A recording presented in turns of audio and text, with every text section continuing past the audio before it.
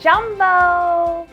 Hey y'all, Erin here, and we just finished our African study unit, and I just love the word jumbo. I'm not sure why, it's just one of my favorite greetings that we've done so far this year, and so I wanted to start out by saying jumbo to everyone. Welcome.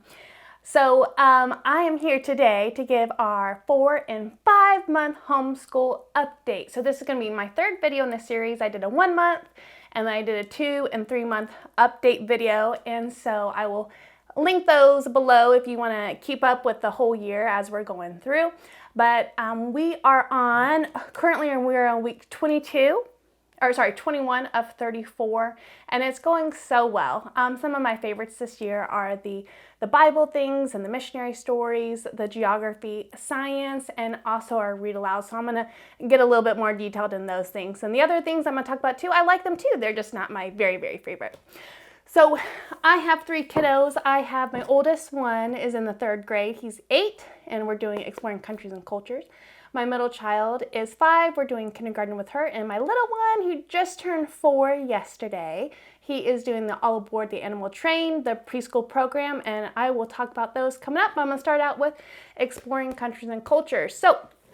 So far we have done North America, South America. We did Europe in December, and then we did Africa in January. So I love how the whole year's laid out. It's not going too in depth for each place, but we're getting a nice overview for each of those places. So like I said, we did Europe in December, and then we took 2 weeks off for Christmas and New Year's, and then we jumped into Africa. So what I was saying, my favorite things for the Bible things is Window in the World is just an amazing resource. So we usually do this on Monday. Sometimes they sprinkle out other times throughout the week, but it's just wonderful. They give a overview of the atmosphere in that country and how you can be praying for them. So I love it. The other thing that we're reading is called Hero Tales. And so some of the stories that we've done in here, usually the way they have it laid out is you'll read like a little bit on Tuesday, Wednesday, Thursday, Friday. So far we have done like Martin Luther, Dwight Moody, Samuel Morris, George Mueller, Harriet Tubman, and John Wesley. So this is a great book. We've done a little bit of Kingdom Tales, and we haven't done it probably for the rest. I think we did it for the first week in December, and then it moved on to other things. But I still love this resource. I know we're going to get back into it as we keep going. And then we're also going to talk about the missionary story. So first we did Nate Saint, who was a little bit in the North America, Mexico, and then he spent most of his time in Ecuador. The second read aloud we did was George Mueller. And then the third one, which we're doing right now, is David Livingstone, who was in Africa. And he was just had this heart and desire to really go into places of Africa that no one has seen before. And he had a real knack for getting different languages and understanding the culture, and this also realization that he needed to be really discipling some of the people that he met to kind of take over. And he would keep going and reaching other people, and then those people would stay and keep doing outreach there. He also got attacked by a lion, which is just an amazing story because that didn't affect him at all. He continued to love Africa and want to be there and serve there. And so, yeah, these stories are just amazing. All right, and then for geography, this is probably the main source for geography. A lot of times we'll read it on Monday and then read a little bit more on Tuesday, and there was a worksheet to do with it. And then they have a few other things to read throughout here too, but this is such a great resource. Love it. So since we're talking about the geography, this game has been so amazing because not only is Timothy getting so much better with the geography, but I am too. And so I pretty much was confident in North America. And then South America, I was pretty confident on too. I actually lived in Ecuador for 6 months in 2008. So I was kind of familiar a little bit with South America. I also lived in Europe for about 4 years, so I felt pretty confident with that one. But Africa was a little bit more trickier, so that was good for me to really get some more knowledge and exposure to the geography of that area. And so both Timothy and I have really been enjoying this game. We just started Asia last week, and it's going well. So you have these little cards. Sometimes we take turns, or sometimes we do it by ourselves. And then as we're getting better and better, then we start timing each other to see how fast we can get through all of the countries. So love geography this year. All right, so for handwriting, we are using this resource, and it is working well. We just do a handwriting page a day. He's doing cursive this year. For language arts, we're doing language lessons, and like I said in previous videos, it's working well. For science, we're using primarily these two books right here. We have two others that we use occasionally, but these are the ones we mostly use, and it really does a great job. A lot of times it's the same topic, but written in different ways on the ecosystems for the geographical area that we're studying. So yeah, love the science. For math, we are doing the good and the beautiful. And I love this math. Timothy enjoys the math. They have a lot of games, and they do a lot of geography in here, which goes so well with our curriculum this year. And the only thing is the math usually takes up the longest part of our school time, which is not a big deal. But if I would say anything, that's the only thing I would say with it. It takes the most out of our day. So I just want to touch real briefly on our read alouds this year. So I already talked about we're doing missionary studies. Timothy's also in a Chronicles of Narnia book club at Co-op, and the one he's currently reading right now is The Horse and His Boy. And I would say, out of all the books so far, this one I was just not, honestly, just loving. And I was like, what was the purpose of this one? I just couldn't figure it out. And then we finally got to it. And the main character, Shasta, he is just going through trial after trial after trial. And now that I'm saying that out loud, it totally makes sense what the lesson is of the book. But he's all alone. He's going up this mountain on a horse, and he's crying and he's sad, and he's like, why are all these things happening? And poor me, kind of that feeling, poor me. And he feels this presence behind him, and he feels the heavy breath, and walking with him for quite a while. And he finally says something, and then he has a full conversation, and you find out who it is. And if you're familiar, you know it's Aslan. And Aslan is definitely a main character throughout the Chronicles of Narnia. And they talk everything out, and he used, just like, poor me, why are all these things been happening to me? And, Aslan talked to him, and he was like, well, this happened because of this, and this happened because I did this, and this happened because this needed to happen.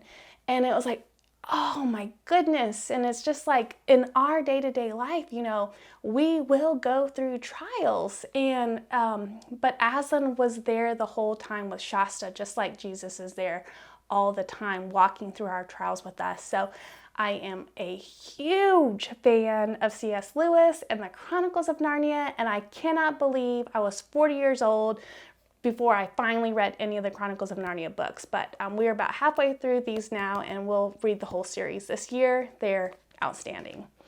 The other series of books I've been reading with Timothy, we've been continuing our Green Ember. He loves the Green Ember. We read most of the main series over the summer, and then they had this is Joe Shanks, who was a friend of the main characters, but he was more of a side character in those books, and he gets his own trilogy of the Green Ember series out of Joe Shanks, and they were really good. I enjoyed them as well. So I have just absolutely loved our read alouds we've done, and just like last year, we'll do a full review on all the books we've read this year. All right, so those are my favorites. That's a quick run through of what we've been doing the past 2 months. And then just real quick, I want to add, we do Awana, which is an outstanding program. So Timothy's doing like a little Bible study and memorizing verses. So I haven't necessarily been doing all of the Bible stuff that they include in the curriculum because Awana is so strong in that area. And 2, I don't necessarily do any of the art that is suggested for this curriculum because of co-op as well. He is in an art class, and so I think he is getting a sufficient amount of art through that. But other than that, that's how it's going with Timothy. It's going well. I'm enjoying this year of study so much. Moving on to my daughter, Evie, who is in kindergarten. This is God's Creation from A to Z. This is like the core, really. We use this book every Monday. And so for kindergarten, they do, a letter of the week throughout most of the year, starting 2 weeks for creation in the beginning. They have some Christmas stuff they include for the middle, and they have 2 weeks for the fruit of the Spirit at the end.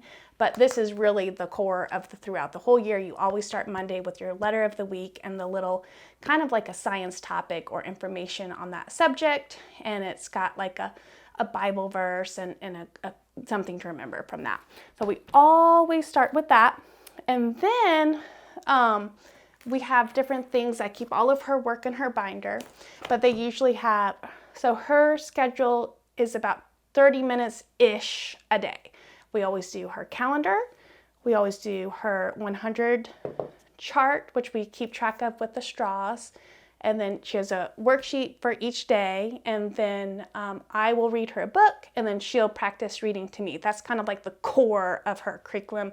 We add things, sprinkle things in here and there. And then since we have co-op on Friday, we usually don't do any other school on Fridays because that covers that. So as far as the worksheets go, like this on Mondays, it's a color cut and paste page. So we do that every Monday. Tuesdays, like the handwriting and sound discrimination page. Wednesday is like a math page and her badges. And then Thursday is where we practice reading or drawing and writing different letters or sounds that we've done that week. I've showed this before for the badges that we do on Wednesday. This year I have decided to do a badges book. This is how I've done it. So most pages usually can fit 1 or 2 badges, and then I put the little card on there. So it's going well. And then I did want to share some of the books we've been reading. I've been thinking about doing this for a while, and I'm not sure if it'll add too much time, but what I do as for our books is the curriculum comes with 1 book per week, which is amazing, awesome, I love it. And then I just like to add as many books I can with that topic or subject. Some of them is just educational and some of them are fun. And then, so I try to do a different book each week or each day, but that's what I do for that. So just real quick, I'll scroll through here just so you can get an idea. So this one is G for Goat, Patrice's Goat, The Story of Ferdinand, Oink Moo, How Do You Do, Fritz and the Beautiful Horses, Billy and Blaze, this is the first one. And then books like this had a horse in it. It's called A Pony for a Princess. This is called Penny. 7 Blind Mice, Polite Elephant, A Sick Day for Amos McGee, Elephants, Tacky the Penguin, Tacky and the Winter Games, Penguin Chick, The Little Penguin, Curious George at the Aquarium, That's Not My Penguin, The Chilly Little Penguin, Katie No Pocket, Good as Gold, James and Cooper. This one takes place in Australia, and they do mention a kangaroo, so we read that one. It was K for Kangaroo Week. Norma Jean Jumpin' Bean. Does a kangaroo have a mother too? Amazing Animal Alphabet, and How the Zebra Got Its Stripes. Okay, so that was our read aloud book stack that we go through that go along with the things we're learning about. So in December, Evie had 3 weeks that was a farm unit, and then January it was wild animals. So that was kind of nice. December and January was all animals, and then something perfect happened. So we took our 2-week break, and my creative juices were flowing. So we were going into January with Timothy is doing Africa, and then Evie had E for elephant and worked out perfectly. So our family read aloud. And then also, since it was January, we would do hot chocolate and like a little treat to eat in the afternoons. And we read The One and Only Ruby, and it was such a cute story. This is the third book in the series out of The One and Only Ivan, The One and Only Bob, and then this one is The One and Only Ruby. It's about a little elephant from Africa. So it worked perfectly with Timothy studying Africa and Evie doing E is for Elephant Week, and I just love it when that happens. All right, and then also just real quick wanted to touch on, so Evie's 5, and I've said this before, but I just want to say it again in case you never heard it. I don't know, but you can do read alouds or chapter books with young kids, 4 and 5, and even 3. Titus can sit for a few minutes and know the story. But Evie has really enjoyed these books. So she got 4 of these books for Christmas, and we had 2 of them already. But so for a while at bedtime, her read aloud was the Sophie Mouse books. So as of right now, we have read the first 6 Sophie Mouse books in the series, and they're all, pretty sweet and cute and wholesome. So we like these quite a bit. So I just want to encourage you, if you haven't tried it yet, you could try reading chapter books with your kindergartner too, if you want to. So that's it for my kindergartner.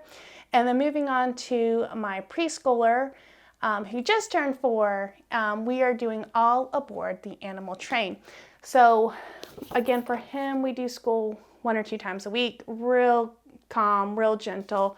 This is our primary book that we use for that. It's the First Virtues, 12 Stories for Toddlers. So there's an animal and something that they're learning, like, for instance, squirrel is thankful, panda's polite, that sort of thing.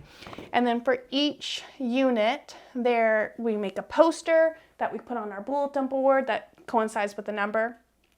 And the little posters are helpful because they remind us of what animal unit we're on, what our scripture is, what color we're focusing on, and what our number is. And so these are helpful. Those are those just main things that we're working on, recognizing numbers and counting and the different shapes and colors, and just perfect for being 3, and just lots of books and together time and all those things. But yep, so All Aboard the Animal Train is going well, and we are just chugging along. We're chugging along and we're having a good time. And yeah, that's all I have for you. Thank you so much for watching, and we'll see you next time for another homeschool update. Bye.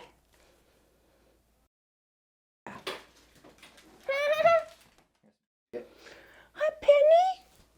Hi, Penny. You ready? You ready for Mama to do the video? Yeah, you're a good girl. Oh, you smelled those trees. You smelled those trees. Okay, good girl. Okay, here we go. All right, Pete, go take a nap. Protect me.